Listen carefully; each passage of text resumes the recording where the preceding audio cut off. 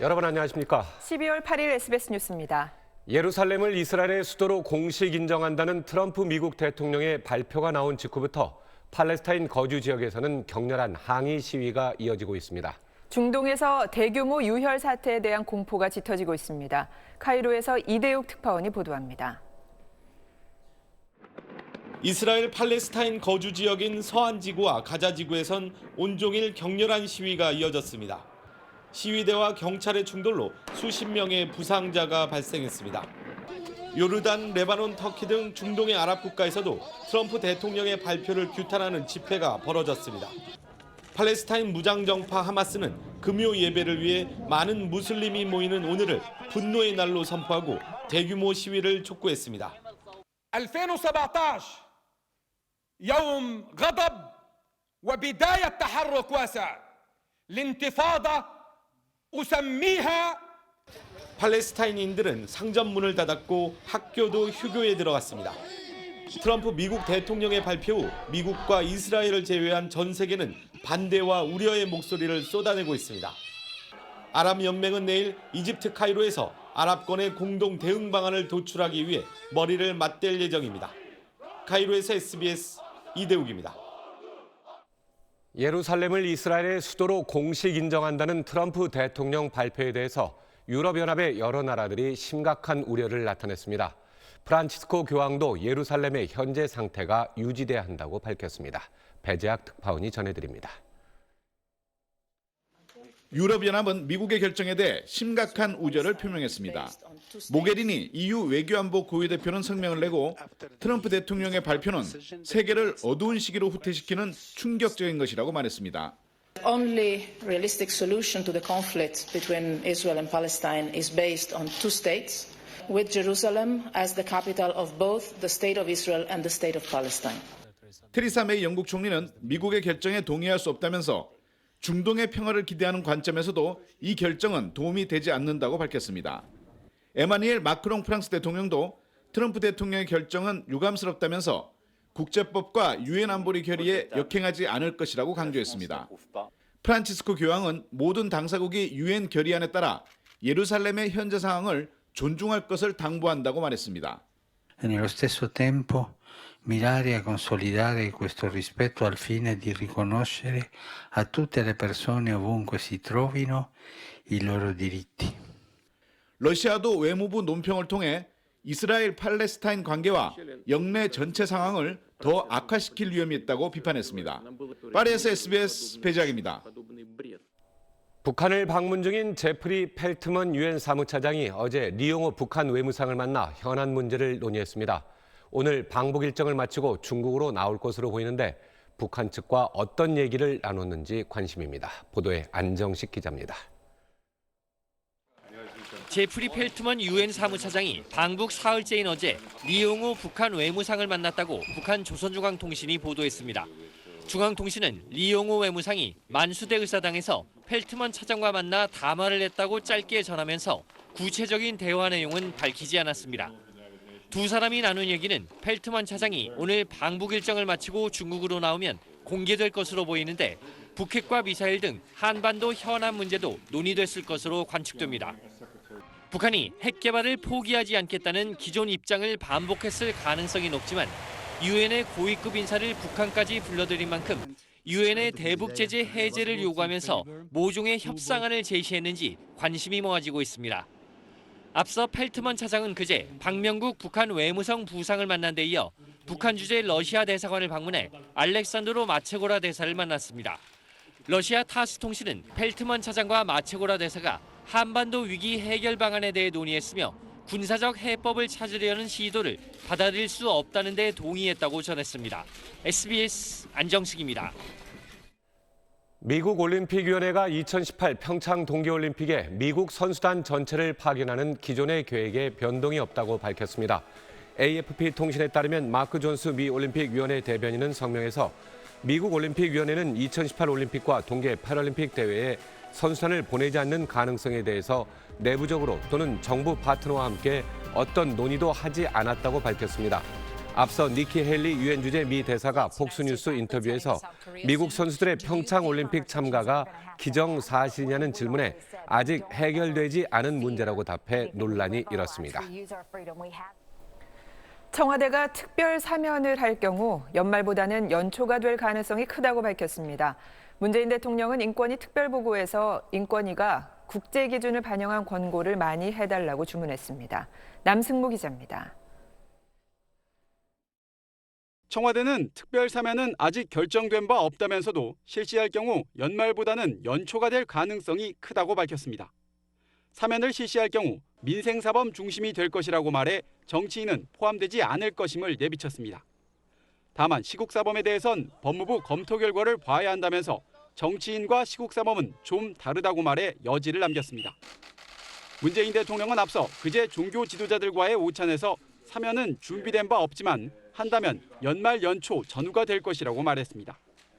또 사면은 서민 중심, 민생 중심으로의 국민 통합에 기여할 수 있어야 한다고 말하는 등 사면의 기준도 제시했습니다. 어제 이성호 국가인권위원장과 함께한 오찬에서 문 대통령은 인권위 특별 업무 보고를 받았습니다. 인권위 특별 보고는 지난 2012년 3월 이명박 정부 이후 5년 9개월 만입니다. 문 대통령은 인권위가 국제 기준을 적극적으로 반영하는 권고를 많이 해달라고 주문했습니다. 사형제 폐지나 양심적 병역 거부 인정과 같은 사안의 경우 국제 인권 원칙에 따른 기준과 대안을 제시하면 좋겠다고 말했습니다. 또 군 인권 보호관 제도가 본격적으로 설치되기 전이라도 인권위 내에 군 인권 보호를 위한 조직을 신설하는 게 좋겠다고 말했습니다. SBS 남승무입니다. 오전 10시부터 인천 서구 북항부두에서 낚싯배 전복 사고와 관련해 급유선 15명진호의 현장 검증이 시작됐습니다. 현장 검증에서는 15명진호 선장 37살 전모 씨와 선원 46살 김모 씨, 선원 4명이 사고 당시를 재현합니다. 선장 전 씨와 선원 김 씨는 낚싯배를 추돌해 15명을 숨지게 한 혐의로 지난 6일 구속됐습니다.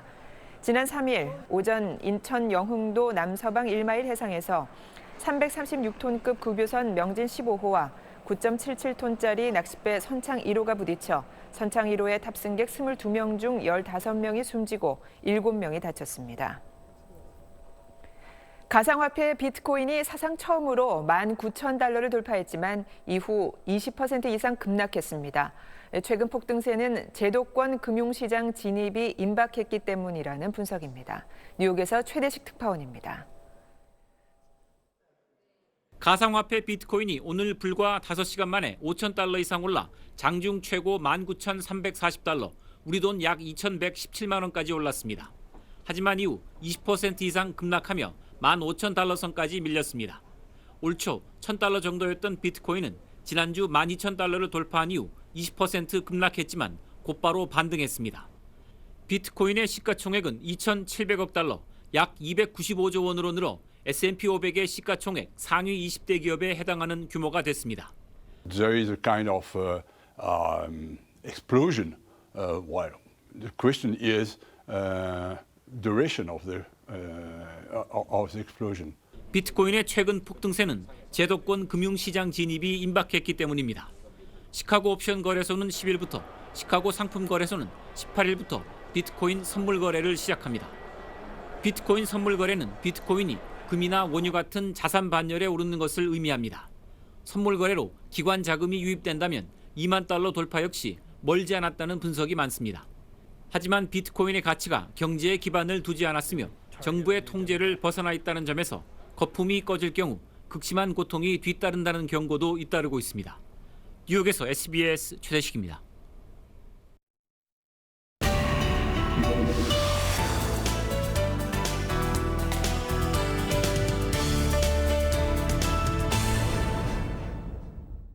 방송통신위원회가 이용자들의 서비스 해지 요청을 들어주지 않고 미루는 통신사들의 해지 방어 실태를 조사해 억대의 과징금을 부과했습니다. 통신사들은 해지 방어 전담팀을 두고 3년 동안 해지 처리를 안 해 요금을 100만 원 넘게 청구하기도 했고 심지어 고객에게 73통의 전화를 걸어 철회를 요구한 사례도 있었습니다. 계약금 혜택을 이용해주시면 36만 원까지 제공해드릴 수 있더라고요. 제가 그냥 해주신다고 한 거잖아요. 이렇게 나한테 자꾸 전화를 해요. 상담원들이 이러는 데는 통신사들의 압박이 작용했다고 방통위는 판단했습니다.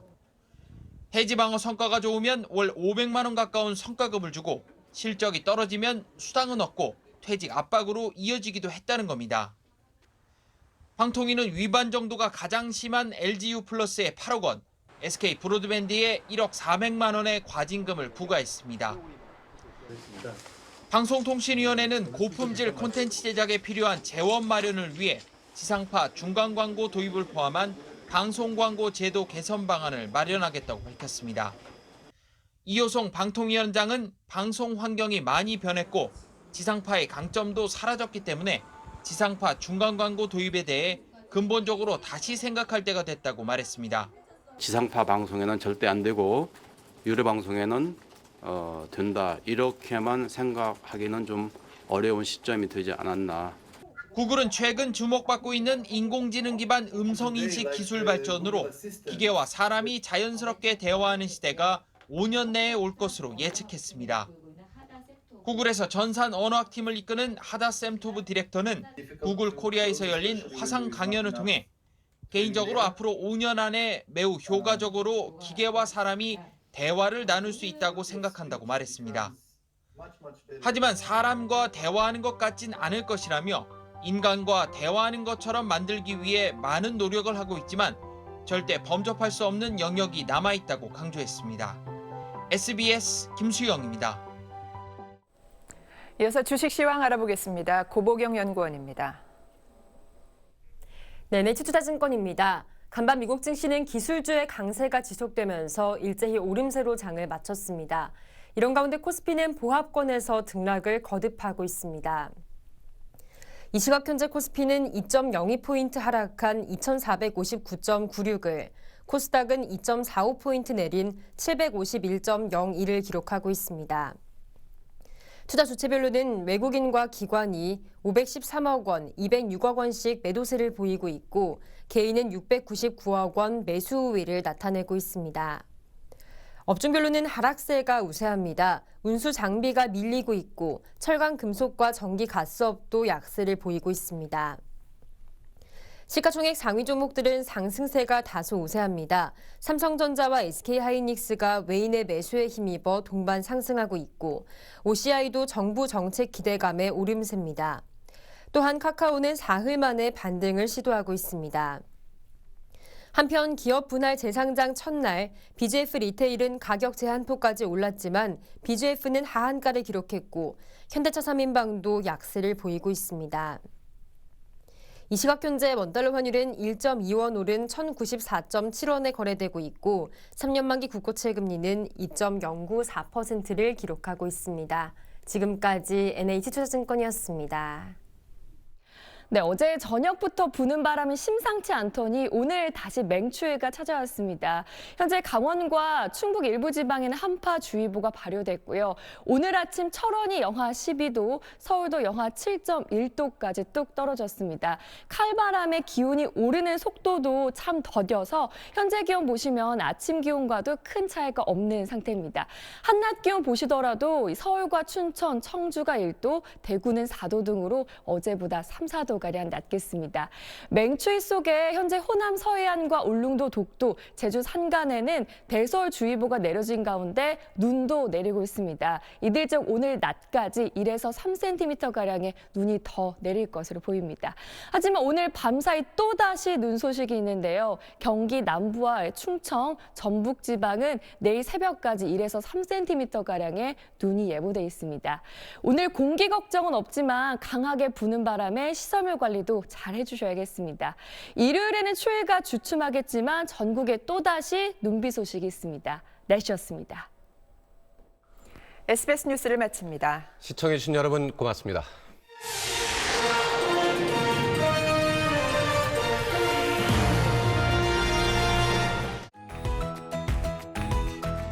이어서 SBS 생활경제가 방송됩니다. 90여 개 대형 종합전시장과 400여 개 공장이 한 곳에 모여있는 남양주시 마석가구공단. 가구의 모든 것이 남양주시 마석가구공단에 있습니다. 46번 경춘국도 마치터널 전후방 500m에 위치한 남양주시 마석가구공단. 결혼하니까 가구, 이사하니까 가구, 가까우니까 가구. 자꾸 어디 간다는 거야? 운정 가구타운. 2017 운정 가구타운 2월 상품 총정리. 2017 신품 가구, 전시 가구, 명품 가구를 대파격 세일합니다. 자꾸 가고 싶네. 안마의자. 짐작만 하고 계신 당신께 직접 앉아보기를 권합니다. 럭셔리 디자인과 차원이 다른 퍼포먼스. 차이가 아니다. 초월이다. 휴테크 카이. 뭘 먹고 싶다고 투정만 하던 내가 아내가 먹고 싶은 게 뭔지를 묻는다.